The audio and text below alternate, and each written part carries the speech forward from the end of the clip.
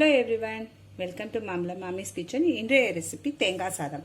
இதுக்கு தேவையான பொருட்கள் என்னன்னு பார்த்தலாம். நான் ஒரு அழாக்கு அரிசியை சாதம் பண்ணி முதலியே ஆற வச்சு எடுத்து வச்சுட்டு இருக்கேன்.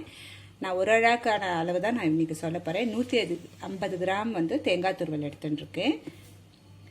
1.5 ஸ்பூன் இஞ்சி, ஒரு பச்சை மிளகாய், ஒரு காஞ்ச மிளகாய், 2 ஸ்பூன் முந்திரி பருப்பு, 2 லவங்கம், 2 ஏலக்காய், 2 ஸ்பூன் உளுத்தம்பருப்பு அண்ட் கடலைப்பருப்பு, கொஞ்சமாக கருவேப்பிலை கொத்து எடுத்துட்டுருக்கேன். ஒரு வானலியில் தேங்காய் எண்ணெயில் தான் நம்ம இதெல்லாம் போட்டு வதக்கிக்க போகிறோம். நான் ஒரு அழாக்கு அரிசியை சாதம் பண்ணி முதலியே ஆற வச்சு எடுத்து வச்சுட்டுருக்கேன்.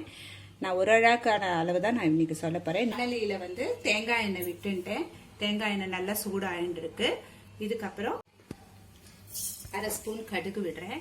கடுகு பொரிஞ்சதுக்கப்புறம் உளுத்தம்பருப்பு, கடலைப்பருப்பு, காஞ்ச மிளகாய், பச்சை மிளகாய், இஞ்சி, கருவேப்பிலையை பொரிச்சுக்க போகிறோம். கடுகு பொரியிற நேரத்தில் நம்ம இந்த லவங்கத்தையும் ஏலக்காவையும் நல்லா பொடி பண்ணி எடுத்துக்க போகிறோம்.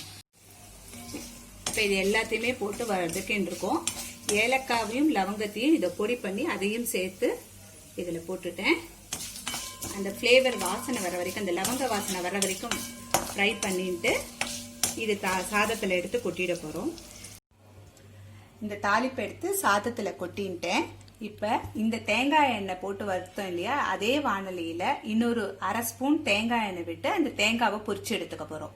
1/2 ஸ்பூன் எண்ணெய் விட்டுட்டேன். இது தேங்காவை போட்டு நல்லா கோல்டன் கலர் வர வரைக்கும் போட்டு ரோஸ்ட் பண்ண போகிறேன்.